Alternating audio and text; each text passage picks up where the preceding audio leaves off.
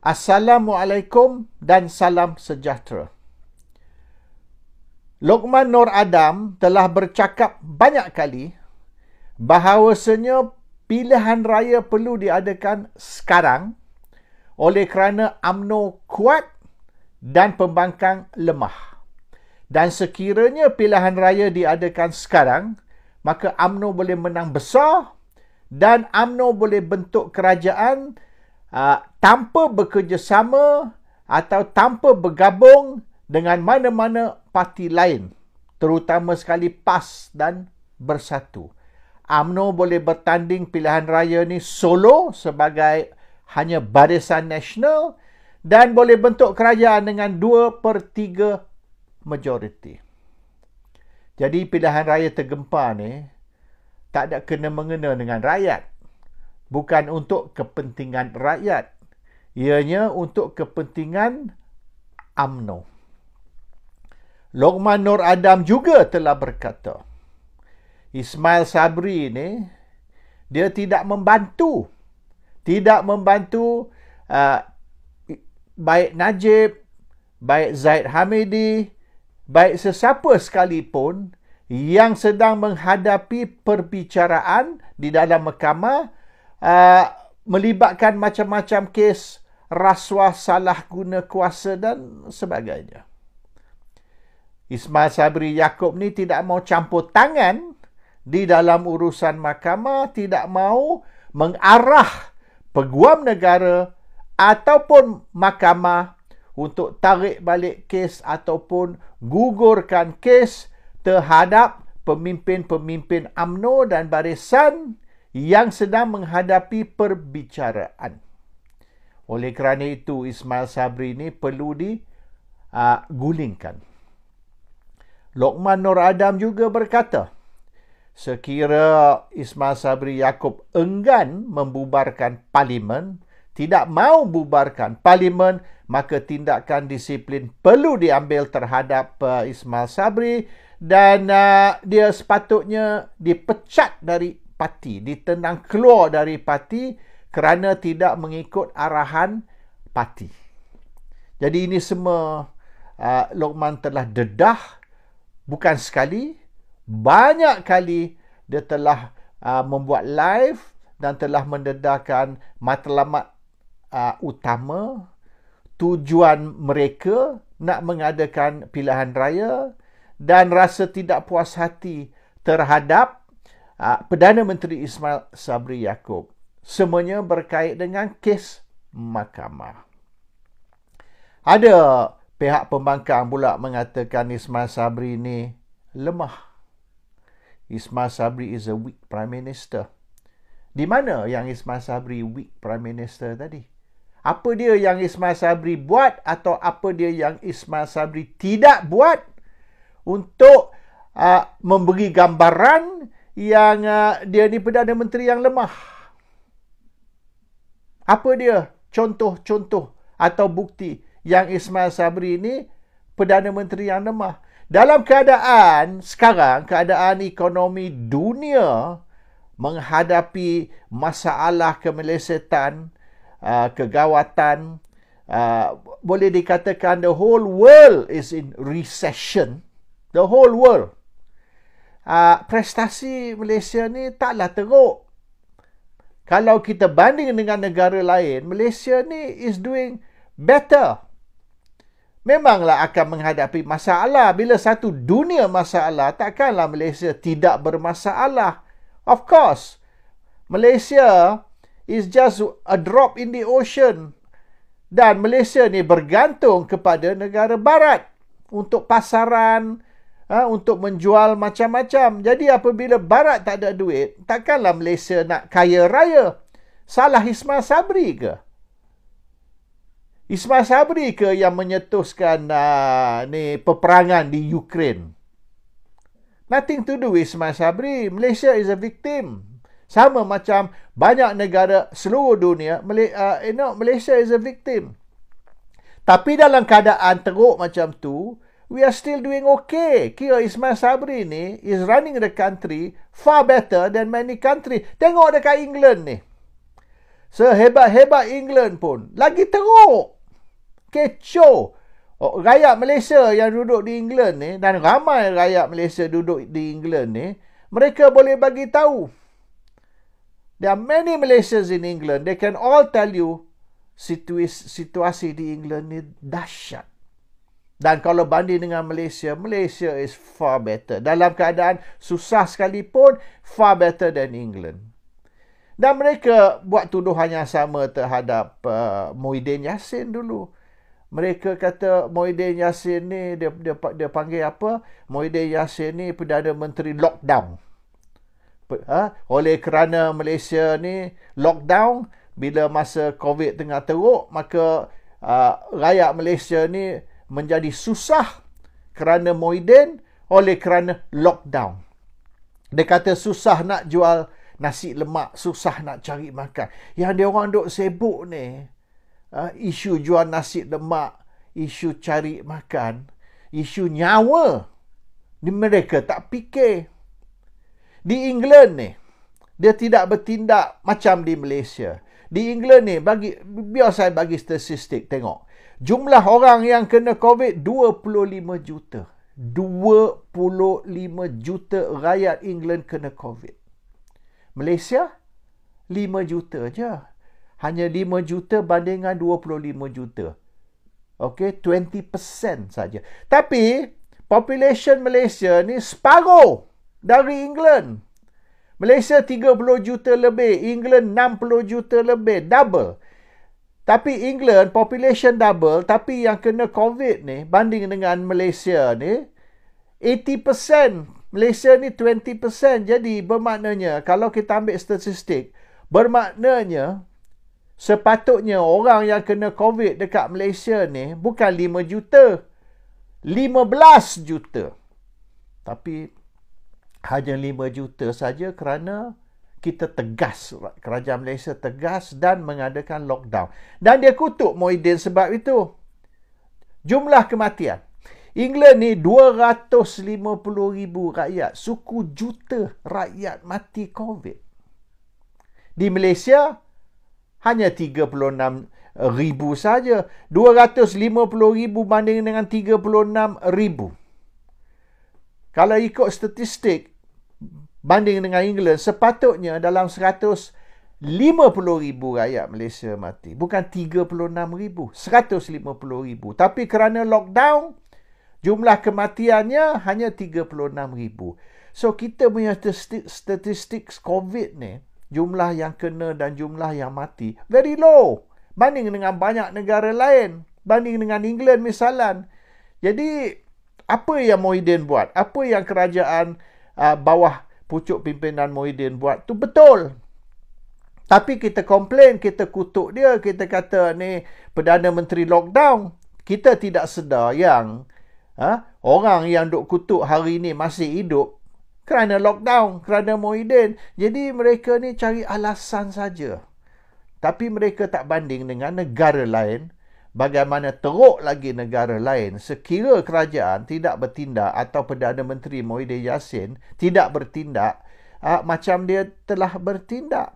So, yang duduk kutuk ni, yang duduk keluar propaganda kerajaan gagal lah, inilah itu. Mereka menipu rakyat. Bukan mereka tak tahu. Mereka bukan bodoh, bukan jahil. Mereka tahu tindakan Malaysia tu betul untuk menyelamatkan ramai rakyat.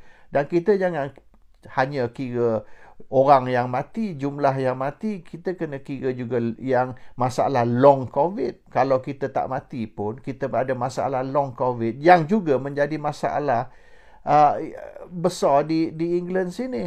So, apa sebab dia orang ni membangkitkan isu ni, memburukkan Perdana Menteri dan kerajaan apabila mereka tahu is all bohong, fitnah. Ini semua isu menipu rakyat. Jadi, Ismail Sabri Yaakob ni, Perdana Menteri yang lemah, weak Prime Minister, konon. Seorang tadi itu, Muhyiddin is Menteri lockdown, menyusahkan rakyat, menyekat rakyat dari jual nasi lemak. Ismail Sabri Yaakob pula, Perdana Menteri yang lemah. Di mana dia lemah? apa dia yang dia buat yang menunjukkan dia lemah, atau apa yang dia tidak buat yang menunjukkan dia lemah. Banding Malaysia dengan negara lain, di mana yang Malaysia ni gagal dan negara lain berjaya. Bagi contoh, cuma cakap Perdana Menteri lemah menyebabkan Malaysia ni gagal, tidak ada perbandingan, tidak ada analisis tentang prestasi Malaysia banding dengan prestasi negara lain yang membuktikan Ismail Sabri ni is a lame Prime Minister, weak Prime Minister. Lemah dari segi apa? Dari segi kuasa politik, oleh kerana dia ni bukan Presiden UMNO. Jadi Ismail Sabri ni dianggap lemah because he's Prime Minister tetapi tidak memegang jawatan Presiden UMNO. Itu bukan salah Ismail Sabri. Apa sebab salahkan Ismail Sabri? Dia bukan Presiden UMNO oleh kerana Zaid, walaupun menghadapi perbicaraan, masih nak pegang jawatan Presiden UMNO. Jadi Zaid ni, dia sepatut letak jawatan. Sepatut dia serah kuasa, serah jawatan Presiden UMNO kepada orang lain. Dia tak mau. Sepatutnya Zaid serah jawatan Presiden kepada Ismail Sabri. Zaid tak boleh jadi Presiden. Malu UMNO. Seluruh dunia melihat Presiden UMNO ni seorang yang sedang dibicarakan dan kemungkinan besar dia akan didapati bersalah dan akan dimasukkan ke dalam penjara. Sebab apa dia masih pegang jawatan Presiden? Kena lepas jawatan tu kepada Perdana Menteri. Tapi Zaid tak mau. Jadi apabila Zaid tak mau lepas jawatan Presiden kepada Ismail Sabri, dia orang salahkan Ismail Sabri. Pula kata Ismail Sabri ni Perdana Menteri yang lemah kerana dia bukan Presiden parti. Jadi lembu punya susu, sapi yang dapat nama buruk. Jadi orang UMNO ni kadang-kadang tak tahulah. Mungkin dia orang ni tak berapa pandai nak memikir. Okey. Dia kata mereka akan menang besar dalam pilihan raya. Tidak ada bukti UMNO BN akan menang besar dalam pilihan raya. Dia kata oleh kerana dia orang ambil contoh Melaka dan Johor baru ni. Pilihan raya negeri di mana UMNO dan UMNO menang besar di dalam Melaka dan Johor. UMNO tidak menang besar. UMNO menang undi yang sama. Same. Number of votes UMNO menang sama. Tidak meningkat, tidak bertambah. Cuma penyokong pembangkang tak keluar mengundi. Jadi UMNO menang by default. Dia samalah macam you main bola. You kata you menang main bola. You menang main bola oleh kerana tim satu lagi didn't turn up. The other side didn't turn up. Jadi you menang by default aja. Bukan kerana you beat the other team. Tidak. So bermaknanya ini fitnah. And there's no boleh dikatakan reason, there's no evidence yang UMNO boleh menang besar. Dan kemungkinan besar UMNO tidak akan menang cukup kerusi untuk bentuk kerajaan. Dan tidak ada satu gabungan dalam banyak-banyak gabungan tu oleh kerana pertandingan ada sampai 5, 6, 7 sampai 10 penjuru pun ada. Tidak ada mana-mana boleh dikatakan satu lawan satu. So bermaknanya ramai akan kalah. Yang dulu menang, mereka kali ini akan kalah.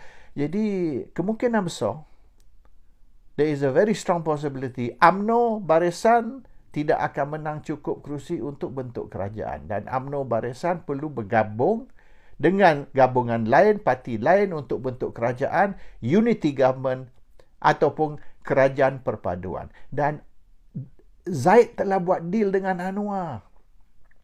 Zaid has made a deal with Anwar. Ini tanyalah pucuk pimpinan atasan UMNO. Dia orang semua tahu. Dia orang berharap yang UMNO akan menang cukup kerusi untuk bentuk kerajaan tanpa berpakat dengan Anwar. That's all they hope. Tapi kalau tak dapat cukup kerusi bentuk kerajaan, maka Zaid dengan Anwar sudah ada deal. Dan the deal is Anwar akan jadi Perdana Menteri. Not Zaid. Anwar akan jadi Perdana Menteri. Zaid tak boleh jadi Perdana Menteri sebab dia akan masuk jail. Jadi tugas Anwar apabila Zaid ni sangkut, bila Zaid didapati bersalah dan dihantar ke penjara, tugas Anwar ialah untuk arrange pengampunan. Macam apa Mahathir buat untuk Anwar masa Pakatan Harapan menang pilihan raya tahun 2018. So the deal is there. Zaid will be given a pardon apabila Anwar jadi Perdana Menteri. Tapi ada satu syarat. Zaid akan diberi pengampunan, Najib tidak akan diberi pengampunan. Sebab kes Najib ni melibatkan satu MDB, dan satu MDB ni boleh dikatakan kekuatan Pakatan Harapan. Pakatan Harapan menang pilihan raya pada tahun 2018 kerana satu MDB. Jadi kalau Najib dibebaskan atau diampunkan, maka kekuatan Pakatan tu akan hilang. So they cannot afford to let Najib get out of jail. It's going to hurt Pakatan very badly. Najib has to stay in jail, tetapi Zaid boleh diampunkan. Dan kemungkinan kalau kes Zaid ni lambat, mungkin dia orang boleh arrange yang Zaid ni buat rayuan, buat appeal dan menang. Jadi tak perlulah Zaid masuk penjara. Tak perlu diberi pengampunan. Zaid akan didapati tidak bersalah semasa membuat rayuan. So bebaslah Zaid selepas itu. That is the deal. Tak ada kena-mengena dengan apa ni rakyat, tak ada kena-mengena dengan kepentingan rakyat. Juga tak kena mengena dengan kepentingan UMNO yang UMNO akan menang besar. They know UMNO tidak akan menang besar. Sah UMNO tidak akan menang besar. Soalan UMNO akan menang cukup kerusi, simple majority untuk bentuk kerajaan pun belum tentu lagi. Tapi kalau tidak berlaku, then Anwar is there to help Zaid untuk bentuk satu kerajaan. Dan akhirnya Anwar akan menjadi Perdana Menteri lah yang diidamkan begitu lama. Okey, Zaid kata ini semua fitnah. Isu LCS ni, kalau Zaid tak sangkut pun dalam kes-kes lain ni, isu LCS ni yang menjadi isu hangat hari ni. LCS is a very hot issue. Dan Zaid terlibat. Zaid telah minta, mula-mula dia orang offer separuh, Zaid tak mahu. Zaid kata dia nak lebih. Zaid yang demand 20 juta Sing dollars. Mereka offer less than that. Yang sebenar mereka offer kurang dari 20 juta. Zaid say, no, I want 20 million Sing dollars. Itu dia yang minta figure tadi itu. Bukan dia di offer kurang. Dia demand 20 million Sing dollars. Itu semua ada evidence. Zaid akan masuk penjara atas kes ni. Okey, dia kata ini fitnah. Dia nak saman saya. Okey, fine. Zaid wants to sue me. Okey. Let's make it worth his while. Kalau nak saman, alang-alang mandi, biarlah basah. Orang Melayu duk kata. Alang-alang mandi, biar basah. Kalau nak saman, biar puas hati, saman. Okey? Saman saya untuk tuduhan ini juga. Zaid ada perhubungan dengan isteri orang. Dan isteri orang itu bernama Sri Haryanti. Sri Haryanti bekerja di Sri Pacific Hotel Kuala Lumpur. Sri Haryanti bekerja di Sri Pacific Hotel Kuala Lumpur. Dan Zaid dengan perempuan tersebut, isteri orang tersebut, ya, Zaid ada perhubungan. Zaid has an affair with this woman. Okay? Now you nak sue. Okay, sue me on the LCS, tuduhan yang dia demand 20 juta Sing rasuah, dan sue me also on tuduhan dia ni ada perhubungan affair, okay, dengan isteri orang yang bernama Sri Haryanti yang bekerja di Sri Pacific Hotel Kuala Lumpur. Assalamualaikum. Salam sejahtera.